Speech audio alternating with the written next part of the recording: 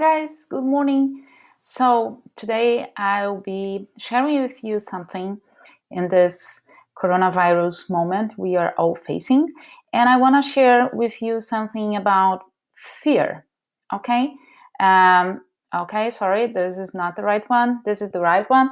So we all face fear. This is a common feature for human beings. So sometimes we have more fear, some others we have less. But anyway, everybody faces fear. And and at this moment of the pandemic, I think this is a very important topic.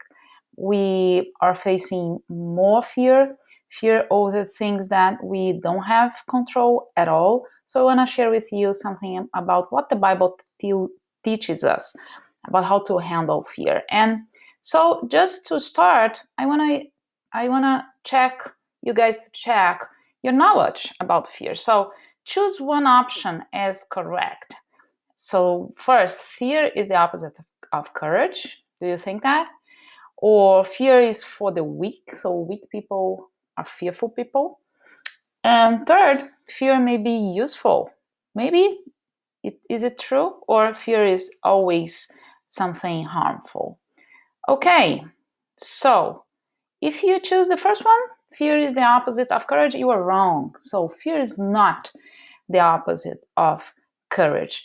To be really true, many times courage means dealing with fear, facing your fear.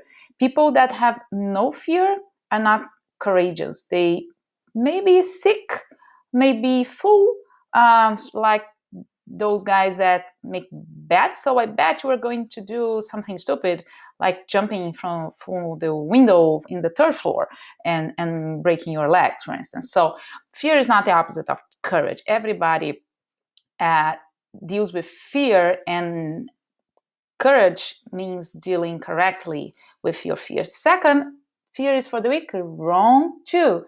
Everybody deals with fear. So it's a human feature. It's not particular of some kind of people. We all share this common feature. And third, fear may be useful. Yes, this is the correct answer. So what is fear? Fear is a reaction, a natural, in a way, reaction to danger, to perceived or imagined danger and threats. So if you fear a test, this may be useful to get you to study. So fear may prompt us to act.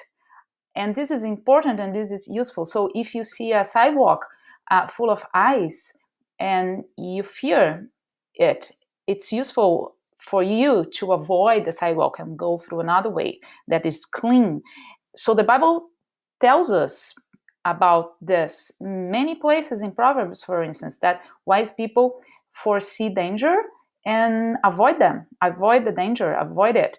And while the fool people ignore it and go and suffer. So fear may be useful. What is the problem then? The problem is that many times we keep fearing things that we can't do anything about it from a human perspective. And sometimes we fear dangers or threats that are not real, or at least that are in the future. They are just hypotheses. For instance, you may fear getting sick, getting contaminated, testing positive for coronavirus, or you may fear that someone in your family goes this way, or you may fear that your parents will go out of their jobs and you guys will run out of money and will need to leave the home, or you may fear that you will be deported, or you may fear that you will not be able to graduate, or you may fear your future and what are you going to work, if you are going to be able to go to a good high school or to go to college or whatever. So we can grow from natural fear, useful fear, to worry. And so worry is when we can't do really anything, but we keep thinking about it. and we play the possible danger in our minds, and we play worst case scenarios, and then we grow to anxiety. So we fear things that may happen, and sometimes we fear. So we are so afraid of uh, our own fear that we feel to be fearful, and so this can escalate and be really really harmful. Many people have this, so we can go to from fear to and be overwhelmed with worried and with anxiety. Well, the Bible tells us a lot about fear and anxiety. There are some people that say that there are 365 times in the Bible, don't worry. This is not true, but there are a lot of verses talking about not worry, not be anxious. And so I want to share with you 3 keys from the Bible to handle fear and anxiety. The first one is the following: remember yourself actively, and actively is an important word here, that God is with you. So sometimes we are full of fear, but we kind of wait for something to happen. So lightning to strike us, and we may get rid of all this fear and anxiety. And someone has already said that if you do the same thing always and expect different results, this is not very clever. So if we are full of fear and anxiety, we should do something about it. And what can we do about it? This is what the Bible teaches us. First thing, remember yourself actively, that God is with you. So it's very, very interesting that every time in the Bible that someone is full of fear. So remember Moses. Moses was going to talk to Pharaoh, and he was full of fear. And he told God, God, what am I going to tell him? He's not going to listen to me. He's going to throw me away. Maybe he'll kill me. And what God answered? God didn't answer, okay, you were skillful guy. You were the guy. You were capable of doing this. No, no, no. God didn't say anything about it. God said, I will be with you. Joshua, same thing.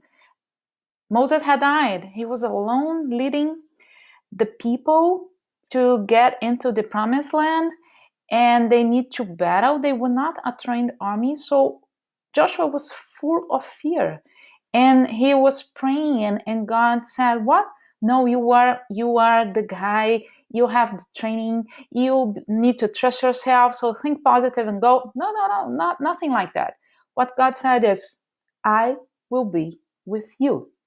So this is what we need to remember ourselves. So when we are full of fear, we need to stop, go to a corner, a bathroom, whatever, and pray and remember ourselves. Okay, I'm feeling this way.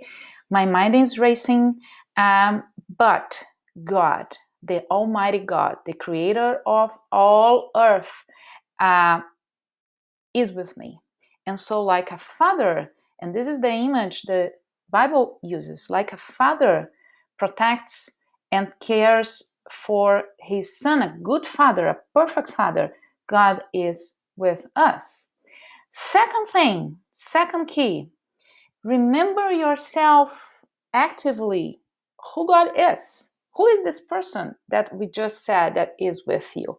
He's not a Paul, he's not a teacher, he's not a parent, he's not a human being. He is God. He is the Almighty. And also remember what does He does. And this will help you grow in your trust in God. So it will boost your trust. If we go to Matthew 6, Jesus is talking precisely about anxiety with the disciples.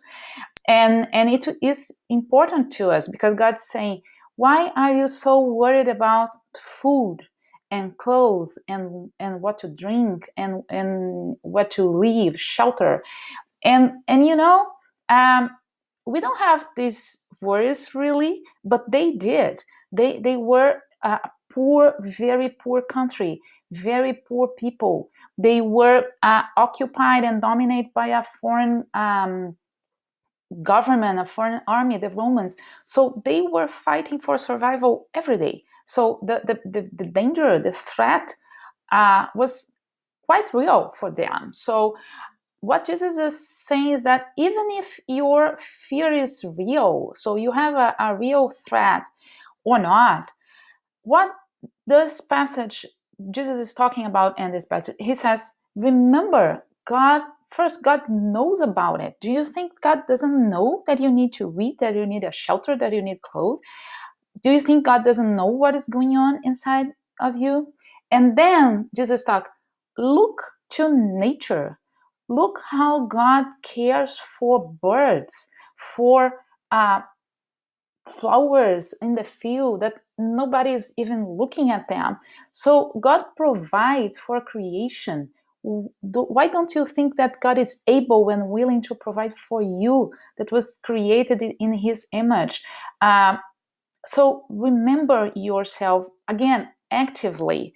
Don't be going your way as usual and expect fear to disappear. It won't, because we have our own fragility, but we also have the enemy that is trying to make us fearful even more. So we need to act on that. So we need to think, we need to pray, and remember ourselves first that God is with us. Second, who God is, and that he provides and that he cares. And thirdly, and this is key, really key, pray specifically about your fears. So sometimes we are full of fear and we pretend we are not, so we get this, we hide this from ourselves.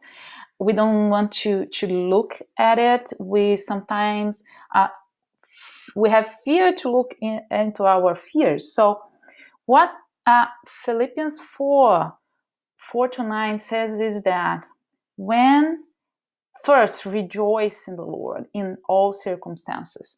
And then Paul will say, okay, sometimes we are full of anxiety, and this may render us from rejoicing. So, what should we do? And Paul says, pray all your anxieties, all your worries, be known to God in prayer with petition and thanks.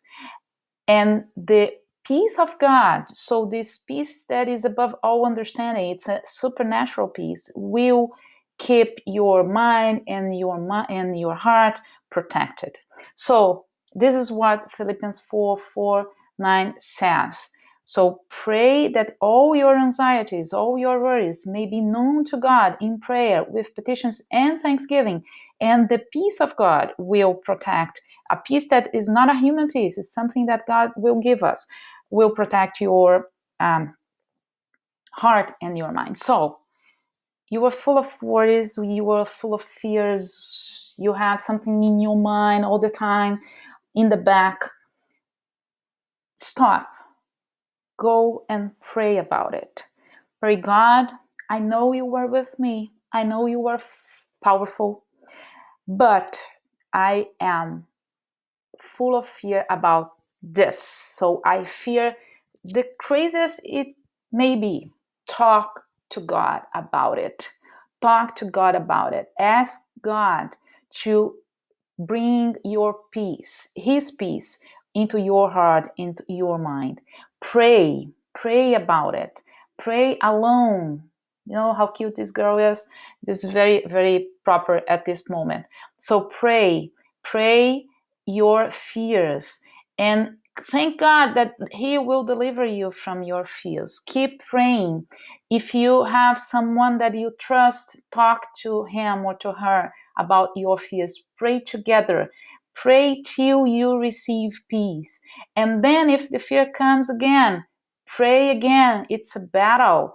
It won't be over till we get to heaven. In here on earth, we are creatures of fear, but we don't need to be enslaved by fear. We can be free, and we can be full of God's peace. May God help us pray and be freed from our fears.